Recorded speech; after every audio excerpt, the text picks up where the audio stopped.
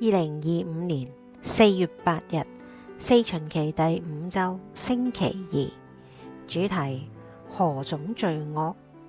今日福音中罪 sin 呢一個詞語出現咗2次，先係以單數形式，後為複數嘅形態。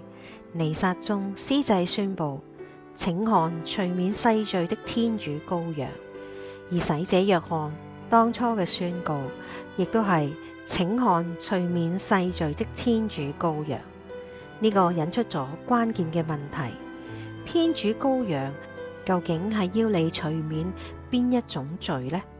正如不信之罪，耶穌嘅時代猶太當局正係不信天主，屢次違反誡命嘅世界縮影。喺聖經中，服從係信德嘅表達。若果唔相信耶穌係降生成人嘅聖言，就無法真正追隨佢嘅教導。呢個正係今日福音嘅核心挑戰。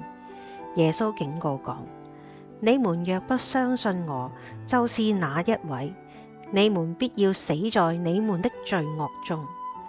天主不可見嘅奧秘，始終係深奧嘅謎題，對好多人嚟講，更係一個絆腳石。我哋對嗰啲具有象徵證據嘅渴求，時時都係導致咗製造咗雕像或者土像嘅行為，因此亦都滋生咗偶像。而偶像崇拜必然會引發咗更深嘅道德墮落。嗰啲崇拜手造嘅物品嘅人，最終係會被自己嘅私慾偏情所奴役。然而喺耶穌內，唔可以見到嘅天主就成為咗可見嘅臨在。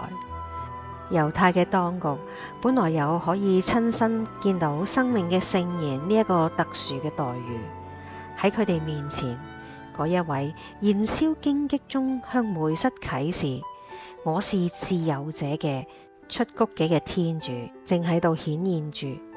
倘若佢哋順從，救恩本屬於佢哋。